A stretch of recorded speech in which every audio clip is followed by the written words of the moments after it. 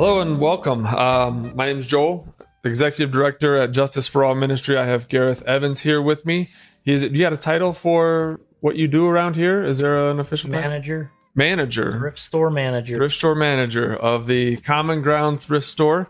We are currently sitting in that place. This is episode 23 of Connections with Coffee, just a monthly podcast that Justice for All kind of puts together. So what I wanted to do, I guess, a little bit is get sort of some information, kind of articulate some of the connections that Justice for All has with the thrift store and how that works. But if you wouldn't mind, tell me a little bit about yourself, where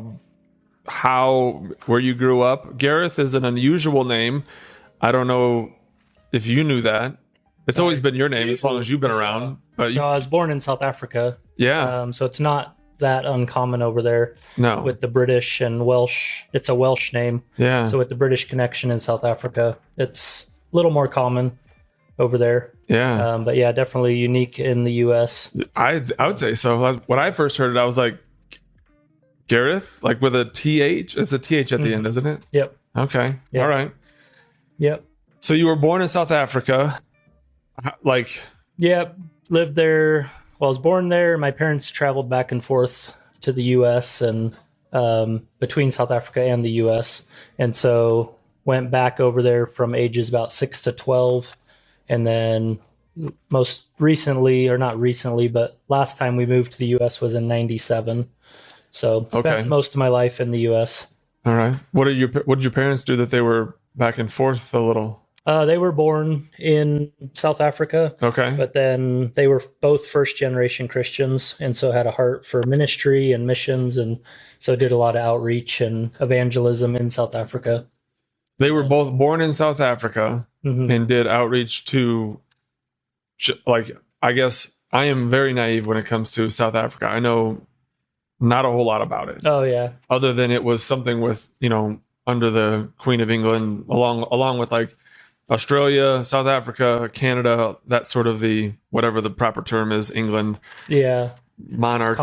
Commonwealth. That's the right term there. Yeah. So outside of that, who were they? South Africa is the Cape of Good Hope, the point. So it was a trade route that everybody went around. Okay. So it was a huge melting pot. So there's the British, the Dutch, and then all the African tribes. There's Asian Indians, there's Muslims.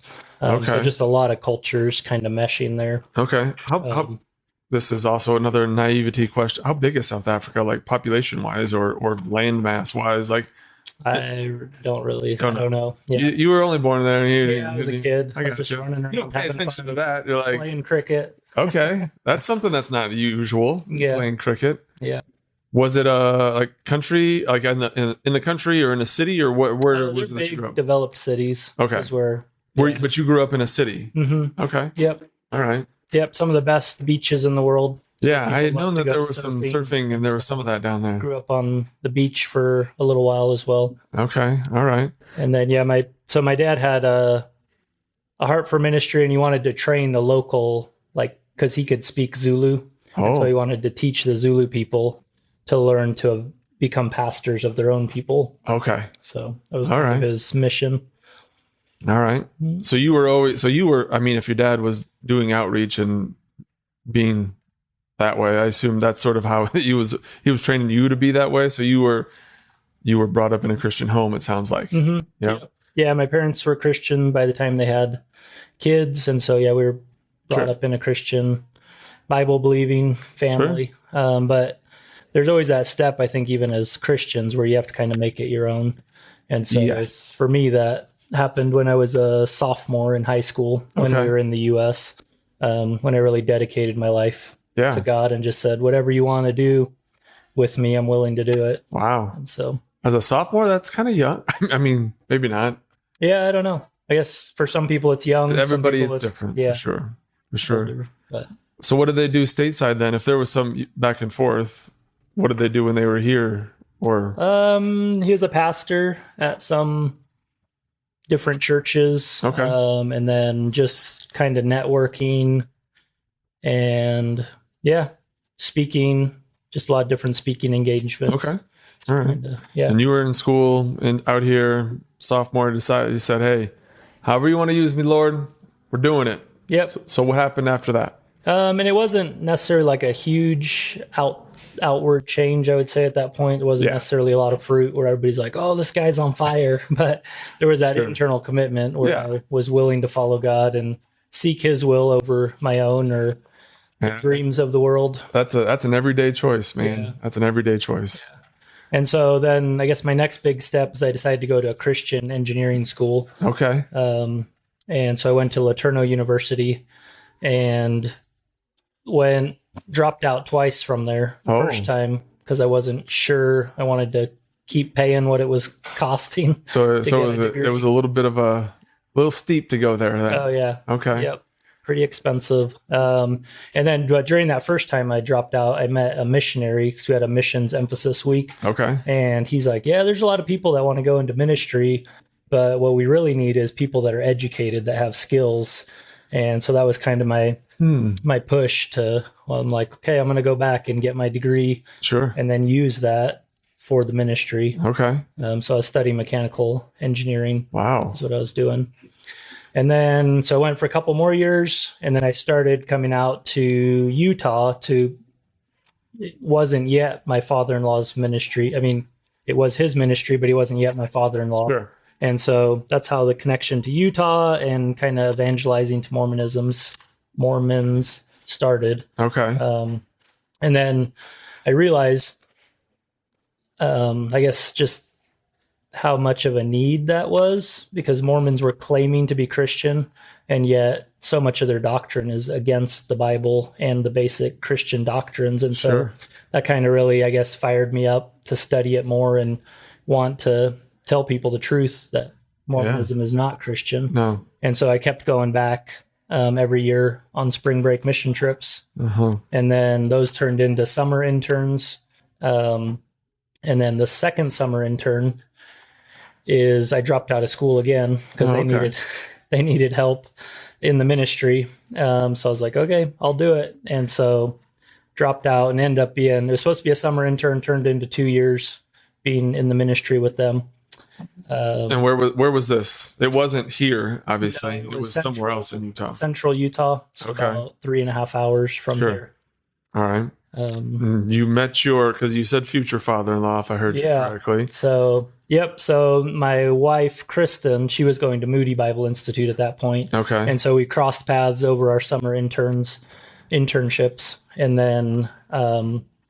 then she couldn't afford to go back to Chicago either. Uh-huh. And so she was going to go online. And then that's when I came on staff with them. So then we really got to know each other. And then after about a year, we started dating and then got married and then stayed on staff with them, with my in-laws for another year. Sure. Okay. But then together with our school debt, we had about $100,000 of debt.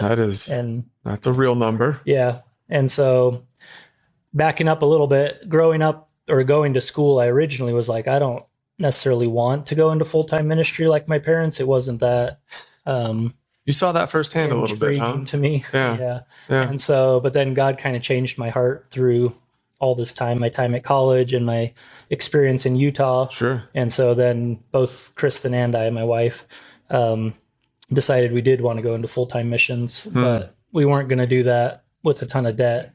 And so I told her when we were going to get married, I said, I have to go back and finish my degree. And then from there, we can figure out what God wants for us. Yeah. So I went back to school, got my engineering degree, got the best grades that year. So I was no longer messing around, married and focused, settled. Got that laser focus on what I need to figure out. And then worked as an engineer for 6 years. I was going to ask that next did you do engineering then? Okay. It was mostly manufacturing engineering. So not design engineering, more process engineering in big plants. Where'd you work? Like what area? Commercial HVAC, heating and air conditioning for 3 years. And then I worked at the plant that RG LeTourneau started. Okay. So you lived in Texas then during this time. Okay. Yeah. So we built the largest front-end loader in the world, is what he had designed. So RG LeTourneau, you said you didn't know about. I don't know. I did not know. I'd heard, and I haven't fact check this, but he holds like the second most number of patents after Benjamin Franklin. Oh, really? And so he was blessed by God to come up with all these amazing ideas, and he would just build them. And so he was really pivotal in like earth moving equipment and just tons of different things. Turn on a lot of humanitarian work all over the world with his earth moving equipment. So he would go and like reclaim jungles and set up cities and teach people how to become productive with their land and stuff like that. And he worked with like Billy Graham. Created like pop-up crusade tents, but they were like metal tents. So just so that was kind of his history. So I worked there for 3 years. And then during that time we had our 3 kids. And then after that time we were able to get completely debt free. Wow. And so we were also focused to do that. Yeah, that took a lot of tight budgeting. I bet it did. And so then during that time we were kind of looking where God wanted us to go when we saw the light at the end of the tunnel. And we thought we'd go possibly into third world missions. That was kind of our heart. Kristen had been to India, and we had both been to South Africa together, and I grew up in South Africa. So we're like, maybe my citizenship could help other missionaries or orphanages or whatever. But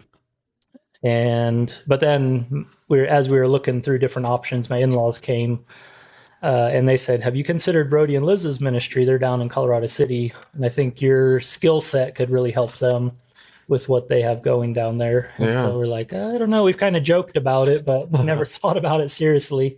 Did you know that, I mean, it sounds like your in-laws or Kristen's parents knew who they were, but did you know Brody and Liz at all? So I met Brody at my in-laws ministry on one of the spring break mission trips. And then Liz was also on staff with them. So that's where Brody and Liz met. So there's probably...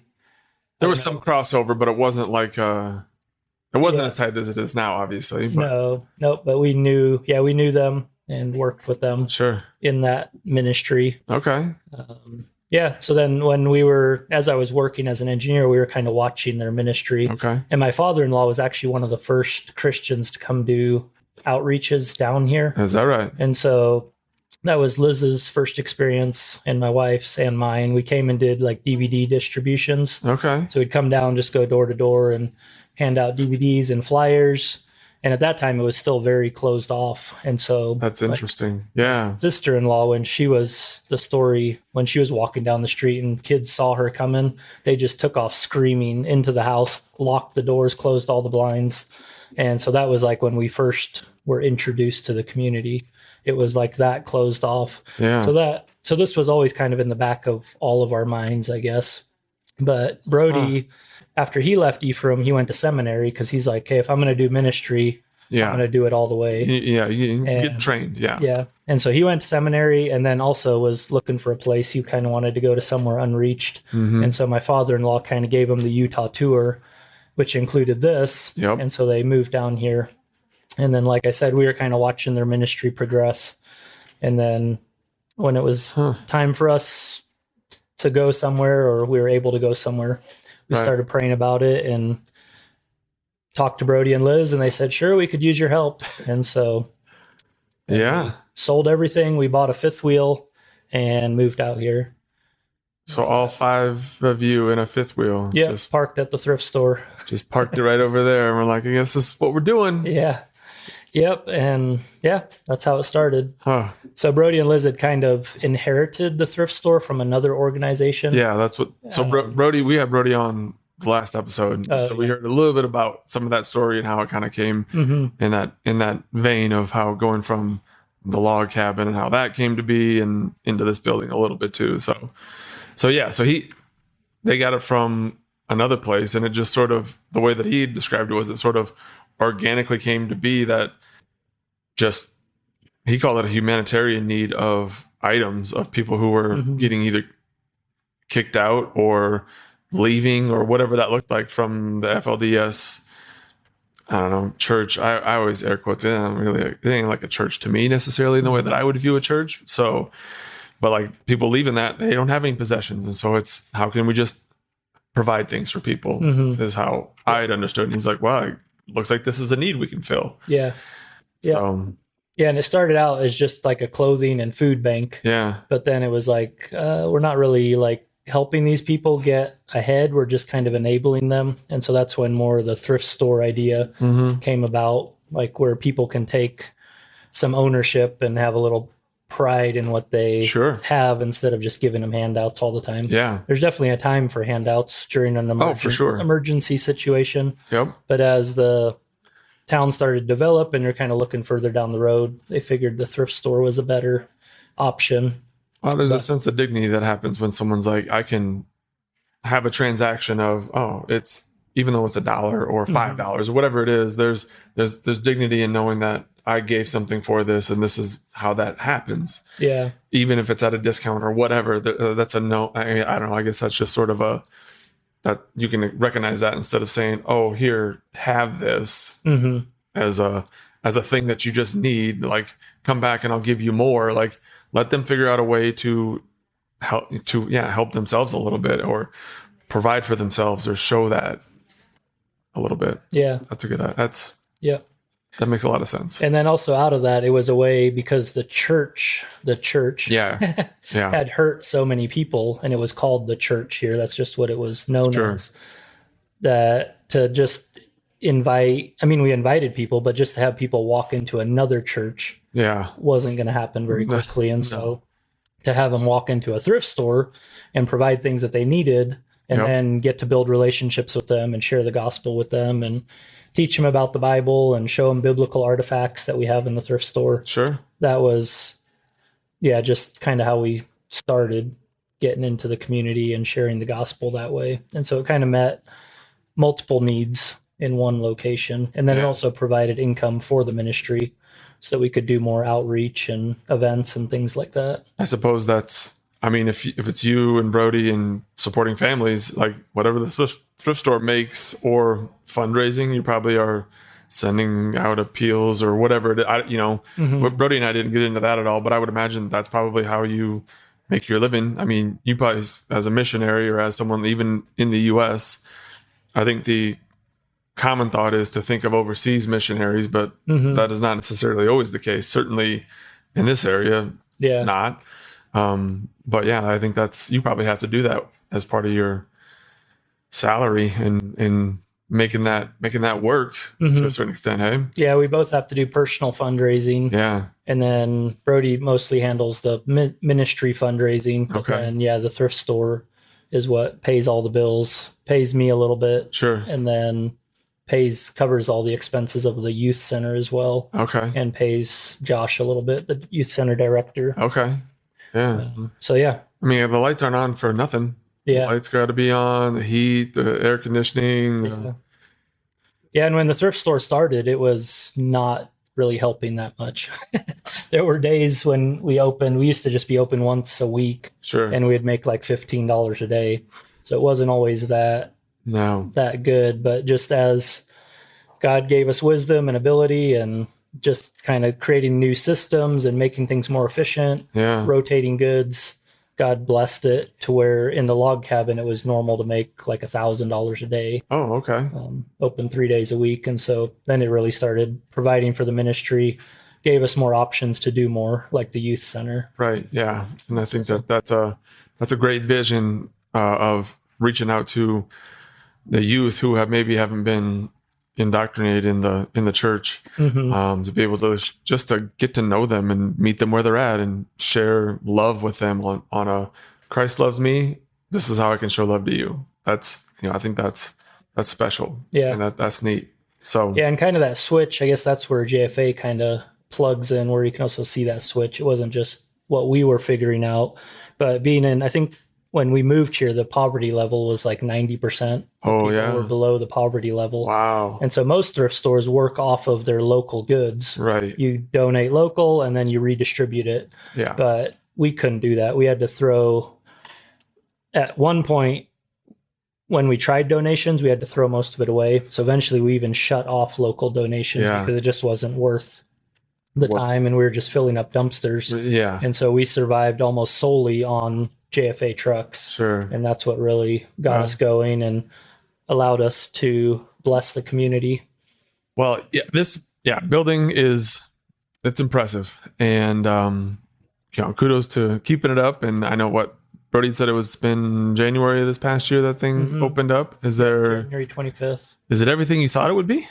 Yeah, it's a lot more, especially at first, just kind of refiguring everything. Because before we used to live out of like sheds and comics boxes and all that. And so having to set up a new storeroom and workroom, figuring all that out. And then that's probably kind of fun for you though. As an engineer, you're probably like, let's take this process and let's just figure out what we're doing here. Yeah. But there was a deadline. And so that always, you can't just sit on it. You got to get it up and going. Yeah, that's true. Kind of tweak it. And then refine it a little. Yeah. That's all right. Yeah. It's been good. It's been a big blessing. And definitely more enjoyable just to work in and talk to people and have customers in. Yeah. It's probably more comfortable if you're like, if you want to be involved or be a part of the community and people are around and you see, it's, I don't know, whatever, somebody from the city that's in here just shopping around, and you can see him, or if you see him out at the store, probably feels more comfortable than being shoulder to shoulder to somebody or whatever. Yeah, it's okay. It's easier to have a conversation in the middle of the store. You don't feel like you're in everybody's way. Yeah. So it's good. Been a big blessing. Yeah. Well, I'm glad to hear that. Like I said, I'm encouraged that there's a nice, this facility is in the community and it's a part of the community. I was telling Brody yesterday that, one of the things that Justice for All was founded on was Christian community development and being a part of a community and encouraging other partner ministries like yours, doing that in a Christian way. And it's not, I think it's something that you all are doing it the right way.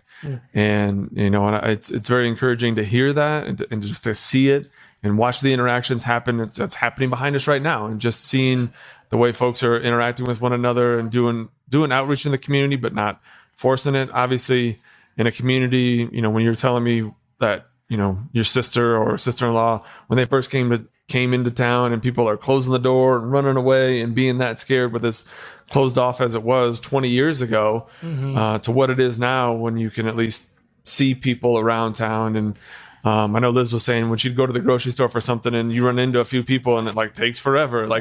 It's just that it's encouraging to hear that, because that's how, I don't know, I guess to me, that's how the spirit can move. And that's how you are loving to somebody. And that's how you can be Jesus to somebody, is just to show them that dignity and show them that love of being there.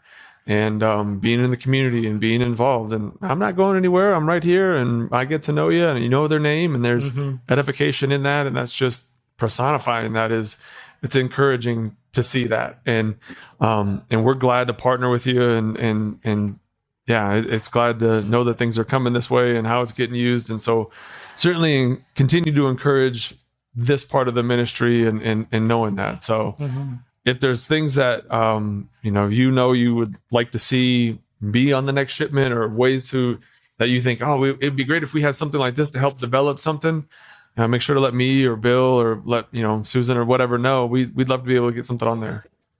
Yeah. For you. So we'll do. You guys have been huge blessing, just working through all the different processes and sharing your knowledge and experiences with us, even on the clothing recycling. Well, we're glad to be able to help and assist any way that we can. I know that there's certainly things that come up. Any way that we can help things, whether it's helping sort through stuff in the back or things like that. If there's stuff that comes up, we want to be a resource to help answer questions, or I don't know if there's certain things that would be beneficial to help sent out this way. Certainly we want to be able to help you in any way that we can that way. Yeah. So I think the furniture and the big appliances are where we're always falling short, and that's always one of the biggest things we look forward to on the trucks. And so that's always a big help. But then with the whole baling and textile recycling processes, that's been a huge help, working through that process, going from bags to feed sacks to now we actually have a compactor and bales. Sure. Just with you guys being willing to work through us on that process and just the pains of that. There's some trial and error that comes with it a little bit, or growing through that a little bit for sure. Yeah. And a lot of the help too is one of the background processes is like we get a lot of clothing. Yeah. Again, not a lot of it's always good. Yeah. But we also don't have the manpower to sort through everything we get. And so that's why we take clothing from JFA as well. Sure. Because we know it's sorted and it's in good condition. So yeah, it seems like we're kind of circling stuff around. And we hope to get better at that, sorting through our own clothing. But we just haven't had the manpower up to date to be able to do all of that. So that's been a big help. We definitely have a great number of volunteers that come to our warehouse that sort through everything. And we certainly appreciate that. And they can know, hey, when I sort through it, is this something that I would wear? Is it something that's clean? It could get put out for sale. And that's something someone else can buy and get a use out of. So that's a guideline that we try to tell folks to have anyway. So yep. Yeah, it takes some manpower to sort through some of that. Were there other things that we wanted to cover at all? Is there anything else that? I guess another part is the service trips. Those have been a huge blessing as well. Yeah. And so just, through all the different years on different projects they've helped with. I know they did the insulation in the attic at the log building. Because when we first started, we had a swamp cooler upstairs and a fireplace upstairs and downstairs. So I had to get to the thrift store about an hour early just to turn on the heat, get the fires going, and get the heat circulated. Golly. And then finally we were able to put in some HVAC, some mini splits, but then we didn't have any insulation in the roof. And so we were just wasting all that energy goes away. And so a JFA team came in and that was a dirty job putting all that insulation up there and then helping put the deck on the back of the log building. Sure. That doubled our hangout space for when we did meals and youth center. Yeah. So that was a huge help. And then helping with the new building, doing sound panels on the church side and just all the different projects they did have been a huge help. And so, yeah. Well, we plan on still sending folks out here as much as you'll have us, or Brody will have us, or we're finding stuff. Like I said, we want to be able to assist in community development out here as much as we can, and encouraging you all to be in the community and be a part of it. And if any way that we can help do that, sending folks, even if it's just to be involved in in whatever sort of community activity and just listen to somebody and ask them their name and help organize something. And it doesn't have to be a project where we're painting something or doing insulation. We can certainly do those things too. But just in the sense of, I guess me personally, I think there's something very edifying to someone just to hear what their story is. And I've become more aware that there is a lot of story out here, just with polygamy and with the FLDS, just how that whole to me it's a cult, kind of. Really, it's not a church. Definitely. It's cults. And so just some of the stories around that are just so hard to believe, but are true. So I think giving people the ability to just share some of that, or if they're willing, offloads that a little bit and gives someone else an understanding that there's another person that can hear it and has a care of that. And if it's someone from Iowa that can listen to someone else share that, I think that there's certainly some edification that happens, and that's a part of it's a part of just showing humanity to somebody. I think that that's something that I know it sounds to a lot of people possibly in Iowa that sounds like not a worthwhile thing. But I think that's very worthwhile. It is. Yeah, definitely. Yeah. It's not all about work and manual labor. It's coming and healing the hearts of people too. Our community is growing. Like we have an apartment complex here that first time ever. Yeah. And lots of new houses going up. And sometimes you start to think, we're getting to be a normal community, but then you hear those stories and there's so much baggage and hurt that is still there. And so, just letting people tell you their story and giving them hopefully some godly feedback, some biblical feedback can change their lives. And so, those opportunities are great as well. Yeah. And we get that a lot at the youth center. I think a lot of the teams have come and just hang out with the kids at the youth center. We typically have probably 50 to 100 kids there every Tuesday. And then a lot of the teams will provide a dinner for the kids. Okay. I think that speaks to kids anywhere, but for sure here as well. And so you just serve the kids and hang out with them, play with them, get to know them, tell them there's more to life than this community and for sure the world that they grew up in. Yeah. And so yeah, it's great. that's Ways to help.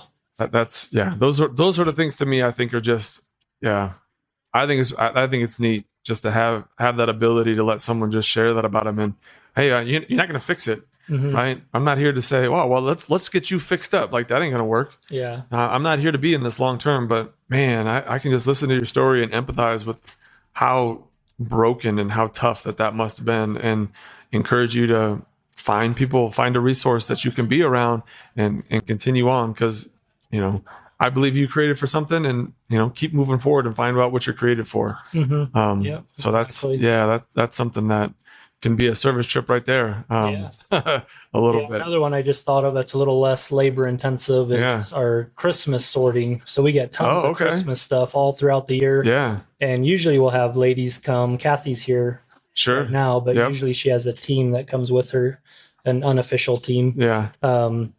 But they'll sort through Christmas and just get it all organized so when the ladies want to decorate, it's ready to go. Yeah. And kind of sort all the trash out. So we're kind of missing that a little bit this year, but that's something that people could come out and help with as well. Just sorting and helping with the thrift store side of stuff as well. All right. A little less labor intensive. Right. Yep. Not having to do so much labor, but get to know and converse and that too. So, and we're really I'm trying to grow the thrift store ministry. Like we've kind of stabilized as far as getting the new store going and functioning. But now the reason we have like this hangout space right here and the fireplace is we want it to be a place where people in the community come and hang out and grab coffee and talk with people. So even come out on a team and sit here like Joel and have a cup of coffee and invite somebody over, say, hey, how you doing today? And just having those conversations with people. So that's what we really want to see grow in the thrift store as well. Just more of those conversations to get to know people and, again, share the gospel and God's truth with them. Whenever possible. I think that's very wise to be having some intentional space to do that and being, I guess, not, being available to doing those things and planning for, you can't make it happen, but planning for space to have those things happen, or at least, thinking about that. Hey, we want to at least have some space for that. So let's think about where that can happen. I think that's pretty wise to do. Yeah. So, and one of the things the FLDS got right, mainstream Mormonism did away with coffee. FLDS did not. Oh. And so we serve free coffee here, and there's coffee all over our town. So we're grateful for that. Yeah. So we can always share over a cup of coffee. There you go. Hey. So we're making connections with coffee right now. Oh yeah. That's how we're doing it. So, well, I appreciate the time, Gareth, and the insight into kind of how the thrift store operates, and certainly, having been able to walk through the building and everything, just the thought that goes into it. We're glad to be partners and we'll encourage and support all of the things that you guys are doing in community development here. And if there's anything that we can do to help more, certainly let us know. But I just want to continue to encourage you guys to stay with it and blessings as you kind of move forward. Yeah, thank you. You are an encouragement, and thanks for being here and coming and checking it out. It's been great having you. Yeah. Well, like I say, my name is Joel DeWitt, Executive Director at Justice for All. Gareth Evans here, runner of the Common Ground Thrift Store, and this is episode 23 of Connections with Coffee. Thanks very much for watching, and God bless.